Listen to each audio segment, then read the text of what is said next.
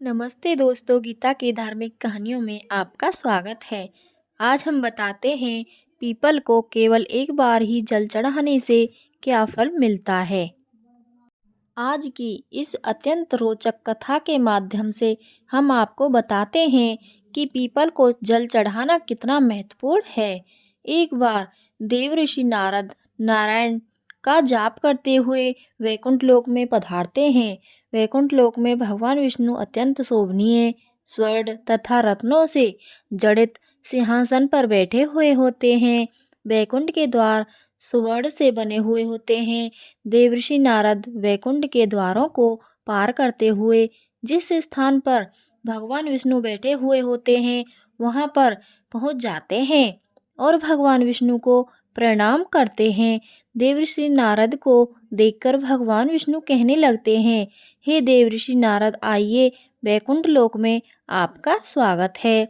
देवर्षि नारद प्रसन्नता से भगवान विष्णु को बारंबार प्रणाम करते हुए कहते हैं कि सृष्टि के पालनहार, संसार का संचालन करने वाले जनार्दन, समस्त भूतों से में आप ही का वास है। तीनों लोकों में आपकी ही माया फैली हुई है। आपके चरणों में कोटि कोटि नमन। भगवान विष्णु मुस्कुराते हुए कहते हैं, हे देवर्षि नारद, आज आप बड़ी दुविधा में दिखाई पड़ रहे हैं। अवश्य ही आपके मन में कोई शंका उत्पन्न हो रही है। अवश्य ही आप आज कोई समाचार लेकर आए हैं। तब देवर्षि नारद कहते हैं, हे प्रभु, आप तो सर्वज्ञाता हैं। तीनों लोकों में निवास करने वाले सभी प्राणियों के अंदर आप ही का वास है। आपसे कुछ भी छिपा हुआ नहीं है। हे प्रभु, वैकुंठ लोक में मैं किस कारण से आया हूँ यह भी आप भली भांति जानते हैं और यह भी जानते हैं कि मैं किस कारण से चिंतित हूँ। भगवान विष्णु कहते हैं, हे देवर्षि नारद, मैं जानता हूँ कि आप चिंता में क्यों हैं और आपकी इस अवस्था को मैं समझता हूँ। आज आप जिस शंका को दूर करने के लिए आए हैं वह समस्त मानव जाति के कल्याण के लिए ही है। इसलिए आप निसंकोच होकर पूछिए। फिर देवर्षि नारद कहने लगते हैं, हे प्रभु, मैंने आज कुछ मनुष्यों को पीपल का वृक्ष तोड़ते हुए देखा है। वह वृक्ष बहुत ही पीड़ा में था और मनुष्य बिना सोचे समझे ही पीपल के वृक्ष को तोड़ रहे थे। हे प्रभु, पीपल में तो आप ही का वास है। आप ही ने कहा है कि वृक्षों में आप ही का वास है, तो फिर मनुष्य ऐसा पाप क्यों करते हैं। मैं यह भी जानना चाहता हूँ कि पीपल के वृक्ष को जल देने से मनुष्य को कौन सा फल मिलता है। पीपल को जल कब देना चाहिए, किस दिन इसकी पूजा करनी चाहिए। भगवान विष्णु कहते हैं, हे देवर्षि नारद, आप सत्य ही कहते हैं। वृक्षों में मैं पीपल हूँ। पीपल के वृक्ष में मेरा ही वास है। पीपल के महत्व को बताने से पूर्व मैं आपको एक प्राचीन कथा सुनाता हूँ। इस कथा के माध्यम से आपको आपके सभी प्रश्नों के उत्तर मिल जाएंगे। जो भी मनुष्य इस कथा को एक बार सुन लेता है उसके सारे पाप नष्ट हो जाते हैं। जो इसे बार बार सुनता है उसके सभी दुख दूर होते हैं और उसे धन धान्य की प्राप्ति होती है। पीपल के महात्म की इस कथा का प्रचार जो करता है उसे विष्णु लोक की प्राप्ति होती है। फिर देवर्षि नारद कहते हैं, हे प्रभु, इस कथा को सुनने की मेरी तीव्र इच्छा हो रही है। आप जल्दी से इस महान कथा को मुझे सुनाइए। मैं इसे ध्यान से पूरा सुनता हूँ और इसका तीनों लोकों में प्रचार करता हूँ।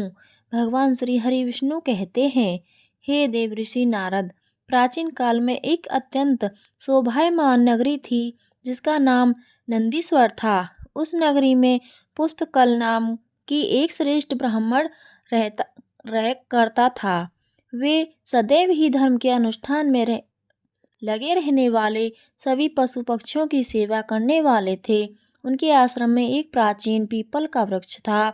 युवा ब्राह्मण नित्य पूजा पाठ किया करता था। उस पीपल के वृक्ष को जल दिया करता था। वह एकादशी का व्रत करके पीपल को जल देकर उसकी प्रदक्षिणा करता था। बाहर जाते समय वह रोज पीपल को नमस्कार किया करता था। इस प्रकार से उस ब्राह्मण ने उस पीपल के वृक्ष की पूजा करके बहुत सारा पुण्य अर्जित कर लिया था। फिर एक दिन एक भयानक राक्षस भोजन की तलाश में उस पुष्पकल ब्राह्मण के आश्रम पर आता है और इधर-उधर देखने लगता है। तभी वह ब्राह्मण कुटिया से बाहर आकर देखता है तो एक भीमकाय राक्षस वहां पर खड़ा हुआ होता है।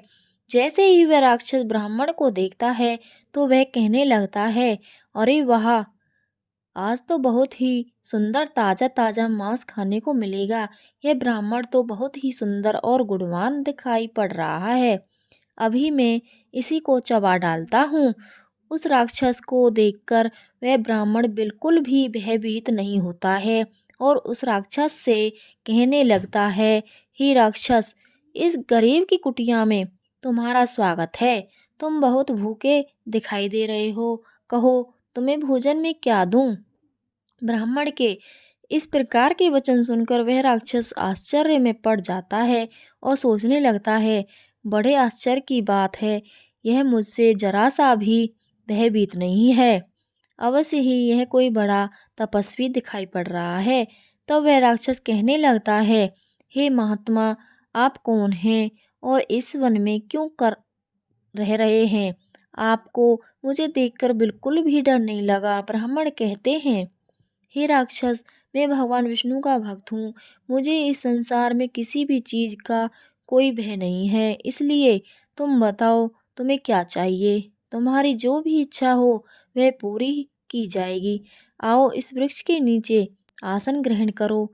तब वह राक्षस जैसे ही उस वृक्ष के नीचे चला जाता है तो उसका शरीर जलने लगता है और तुरंत ही उसकी मृत्यु हो जाती है और एक दिव्य मनुष्य उस राक्षस के शरीर से बाहर निकल आता है। उस मनुष्य को राक्षस की योनि से मुक्ति मिलती है। वह मनुष्य बड़ा ही प्रसन्न हो जाता है और उस ब्राह्मण से कहने लगता है, हे ब्राह्मण देवता, यह कैसा चमत्कार है? यह कौन सा वृक्ष है जिसके नीचे ठहरते ही मुझे मुक्ति मिल गई है? तब ब्राह्मण कहता है, हे महात्मा, यह पीपल का वृक्ष है। यह साक्षात भगवान विष्णु का ही रूप है। यह सभी पापों का नाश करने वाला है। इस वृक्ष के सानिध्य में आने से तुम्हारे सभी पाप नष्ट हो गए हैं। फिर वह दिव्य मनुष्य स्वर्ग की ओर जाने लगता है। फिर एक दिन यमराज अपने दूतों को बुलाते हैं और कहते हैं, हे दूतों, तुम लोग जाओ और नंदीश्वर में निवास करने वाले पुष्कल नाम के ब्राह्मण को पकड़कर यहाँ पर लेकर आओ। यमराज का आदेश पाकर वह यमदूत धरती पर आते हैं और उस ब्राह्मण को जीवित ही पकड़कर यमलोक ले जाने लगते हैं। रास्ते में महात्मा पुष्कल उन दोनों से कहने लगते हैं, हे दूतों, तुम यह क्या कर रहे हो? मेरी तो मृत्यु भी नहीं हुई है और तुम मुझे पकड़कर यमलोक लेकर क्यों जा रहे हो? फिर यमदूत कहने लगते हैं, अरे ब्राह्मण, तू चुपचाप हमारे साथ चल। खुद यमराज ने हमें तुझे उठाकर लाने का आदेश दिया है। पता नहीं तूने ऐसा कौन सा भयंकर अपराध किया है। हम भी जानना चाहते हैं कि तूने कौन सा पाप किया है। फिर वह ब्राह्मण शांत रहकर उन यमदूतों के साथ यमलोक जाने लगता है।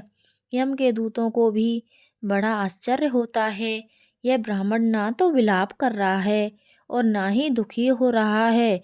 हम जिन भी प्राणियों को उठाकर लाते हैं तो वे जोर जोर से विलाप करते हैं। फिर वे यम के दूत उस ब्राह्मण को लेकर यमराज के सामने उपस्थित हो जाते हैं। जैसे ही यमराज उस ब्राह्मण को देखते हैं, भयभीत तो हो जाते हैं और उन दूतों से कहने लगते हैं, अरे दूतों, तुमने यह क्या किया? तुम किसे उठाकर लाए हो? मैंने तुम्हें दूसरे पुष्कल नाम के व्यक्ति को लाने के लिए कहा था, जिसकी मृत्यु हो चुकी है। तुम लोगों ने बड़ी भूल की है जो इन महात्मा को उठाकर यमलोक लेकर आ गए। इनका स्थान यहाँ पर नहीं है। भगवान विष्णु की भक्ति करने वाले, नित्य पीपल की पूजा करने वाले इन महात्मा को उनकी इच्छा के बिना यहाँ पर उठाकर लाना घोर पाप है। तब यम के दूत कहते हैं, हे धर्मराज, हमें क्षमा करें, हमसे बड़ी भूल हुई है। फिर वे यम के दूत उस ब्राह्मण से क्षमा मांगते हैं और ब्राह्मण भी उन्हें क्षमा कर देते हैं। यमराज उस ब्राह्मण से कहते हैं, हे ब्राह्मण देवता, आपकी पत्नी तथा पुत्र आदि बहुत दुखी और व्याकुल होकर रो रहे हैं। कृपया आप वापस अपने घर चले जाइए। अपने दूतों की भूल के लिए मैं आपसे क्षमा मांगता हूँ। कृपया आप अपने घर को लौट जाइए। फिर वह ब्राह्मण कहता है, हे धर्मराज, आपको प्रणाम है। इन दूतों से जो भूल हुई है उसके लिए तो मैं उनका आभारी हूँ। उनकी भूल के कारण मुझे जीवित रहते हुए आपके दर्शन करने का सौभाग्य प्राप्त हुआ है। ऐसा सौभाग्य किसे मिलता है? हे धर्मराज, मेरी आपसे एक विनती है। मैं संपूर्ण नरकों का दर्शन करना चाहता हूँ, जहाँ पर पापी मनुष्य को कष्ट भोगने पड़ते हैं। ब्राह्मण की बात सुनकर यमराज प्रसन्न हो जाते हैं और कहते हैं, हे ब्राह्मण देवता, ठीक है, अगर आपकी यही इच्छा है तो मैं आपकी इच्छा को अवश्य पूर्ण करता हूँ। फिर यमराज उस ब्राह्मण को समस्त नरकों का दर्शन कराने के लिए ले जाते हैं। उस पुष्कल ब्राह्मण ने देखा कि पापी जीव नरक में पड़कर कष्ट भोग रहे हैं। कोई सूली पर चढ़े हैं, कुछ प्राणियों को हिंसक पशु खा रहे हैं, कोई तपी हुई बालू पर चल रहे हैं और विलाप कर रहे हैं। कुछ पापियों को कीड़े खा रहे हैं तो कुछ पापियों को उबलते हुए तेल के घड़े में पकाया जा रहा है। कुछ पापियों को यम के भयंकर दूत पीड़ा दे रहे हैं, अस्त्रों से उन पर प्रहार कर रहे हैं। कुछ पापी जम जमाने वाले अत्यंत शीत नरक में पीड़ा सहन कर रहे हैं तो कुछ जलती हुई भयंकर अग्नि में गिरकर जोर जोर से विलाप कर रहे हैं। उन आत्माओं को दुख और यातनाएं भोगते हुए देखकर उस पुष्कल ब्राह्मण को बड़ा दुख हुआ। वे उन कष्ट भोग रहे प्राणियों को कहने लगे, क्या आप लोगों ने पृथ्वी पर रहकर कोई भी पुण्य का काम नहीं किया, जिससे आप सभी को यहाँ नरक में आकर कष्ट भोगने पड़ रहे हैं? नरक में सजा भोग रहे उन प्राणियों ने कहा, हे महात्मा, हम पापियों ने पृथ्वी पर कोई भी पुण्य नहीं किया था, इसी कारण से नरक में गिरकर सजा भुगत रहे हैं। हमने पराई स्त्रियों से दूसरे के घर में चोरी की है, निष्पाप पशुओं की हत्या की है, दूसरों पर झूठे आरोप लगाए हैं, अतिथियों का अनादर किया है, व्यभिचार किया है। ऐसे अनेक पापों के कारण हम सभी नरक की अग्नि में दग्ध हो रहे हैं। दान धर्म करने वाले लोगों को लूटा है, हमने कभी व्रत अनुष्ठान नहीं किए, अपने मित्रों के साथ दगा किया है तथा झूठी गवाही देकर अनेक निष्पाप लोगों को फंसाया है। इन सभी घोर पापों के कारण हम नरक की सजा भुगत रहे हैं। फिर उस ब्राह्मण ने कहा, क्या आप लोगों ने कभी भगवान विष्णु का एक बार भी पूजन नहीं किया? इसी कारण से आप लोगों की ऐसी भयानक दशा हो गई है। जो मनुष्य पृथ्वी लोक पर रहकर भगवान विष्णु का पूजन करते हैं, उसकी ऐसी दुर्गति कभी नहीं होती है, उन्हें मोक्ष की प्राप्ति मिल जाती है। आप लोगों ने कभी श्री हरि विष्णु के चरणों में मस्तक नहीं झुकाया, इसी से आपको नरक की प्राप्ति हुई है। आप लोगों ने कभी पीपल को जल नहीं चढ़ाया। पीपल को जल चढ़ाने से जन्म जन्मों के पाप नष्ट होते हैं। फिर वे नरकीय जीव कहने लगते हैं, हे ब्राह्मण देवता, हमारा हृदय अब अपवित्र है। हम अपने पापों से भयंकर दुख भोग रहे हैं। नरक की अग्नि से हमारा शरीर जल रहा था, किंतु जो हवा आपके शरीर को छूकर हमारी ओर बह रही है, वह हवा हमें आनंद प्रदान कर रही है। हमारे कष्ट कम हो गए हैं। नरक की अग्नि से हमें कष्ट नहीं हो रहा है। हे धर्मात्मा, कृपया आप कुछ देर तक यहाँ पर ठहरिए, जिससे हम लोगों को कुछ क्षणों के लिए सुख मिल सके। हम अनेक वर्षों से निरंतर कष्ट भोग रहे हैं, हमारा अंग अंग जल रहा है। ये ब्राह्मण देवता आपके दर्शन करने से ही हमें संतोष हो रहा है। कृपया आप हम पापियों पर थोड़ी दया कीजिए। फिर यमराज कहते हैं, हे धर्मात्मा, अब आपने नरक देख लिया है, अब आप अपने घर को लौट जाइए। आपकी पत्नी शोक में डूब डूब कर रो रही है। वह ब्राह्मण बोलता है, हे धर्मराज, इन प्राणियों को दुख में देखकर मैं कैसे चले जाऊं। दुख भरी आवाज कानों में पड़ती है तो मुझे बहुत दुख हो रहा है। आपके यमदूतों के द्वारा मारकर खाकर अग्नि की ज्वालाओं में गिरे हुए इन नारकीय जीवों की यह दयनीय पुकार सुनिए। इन जीवों के मुख से निकली हुई ध्वनि मुझे सुनाई दे रही है। हाय, मुझे बचाओ, मेरी रक्षा करो। मैं समस्त भूतों के विराजित भगवान विष्णु की आराधना करता हूँ। यदि मैं इन दुखी प्राणियों को दुर्लक्ष्य कर दूं तो मेरा जीवन व्यर्थ हो जाएगा। यमराज कहने लगते हैं, हे ब्राह्मण श्रेष्ठ, आपको इन पापियों की चिंता नहीं करनी चाहिए। यह सभी अपने कर्मों का फल भुगत रहे हैं। ईश्वर ने ही इनके लिए इस दंड का प्रावधान किया है ताकि इनकी आत्मा की शुद्धि हो सके। आप इनके लिए कुछ भी नहीं कर सकते। इन्हें नरक की सजा भुगतनी ही पड़ती है। लेकिन फिर भी वह ब्राह्मण नहीं माना और उसने उन नरकीय जीवों को मुक्ति दिलाने के लिए भगवान विष्णु से प्रार्थना करना शुरू कर दिया। वह ब्राह्मण भगवान विष्णु से प्रार्थना करते हुए कहने लगा, हे प्रभु, मैंने सच्चे मन से आपकी आराधना की है। हर क्षण आपका ही नाम का जाप किया है। मैंने अपना संपूर्ण जीवन केवल आपकी भक्ति में ही समर्पित किया है। मैं अपना सारा पुण्य इन पापी आत्माओं को दे देता हूँ। आप इन्हें कष्ट से मुक्त कीजिए, इन्हें नरक की यातना से मुक्त कीजिए।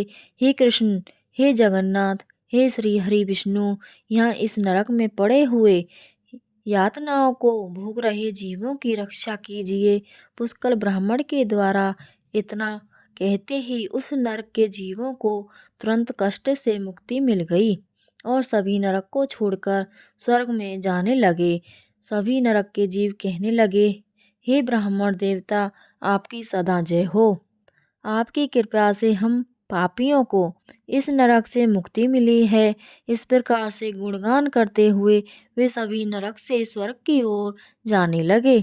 किंतु उनमें से कुछ जीव अभी भी उस नरक में ही कष्ट भोगने लगे। उनको मुक्ति नहीं मिली। इस अद्भुत चमत्कार को देखकर यमराज आश्चर्य में पड़ जाते हैं। यमराज सोचने लगे, यह तो असंभव है। कौन से पुण्य के प्रभाव से इस ब्राह्मण ने इन नरक के प्राणियों को मुक्ति दिलाई है। फिर उस स्थान पर भगवान विष्णु प्रकट होते हैं। वह ब्राह्मण और यमराज भगवान विष्णु को नमस्कार करते हैं।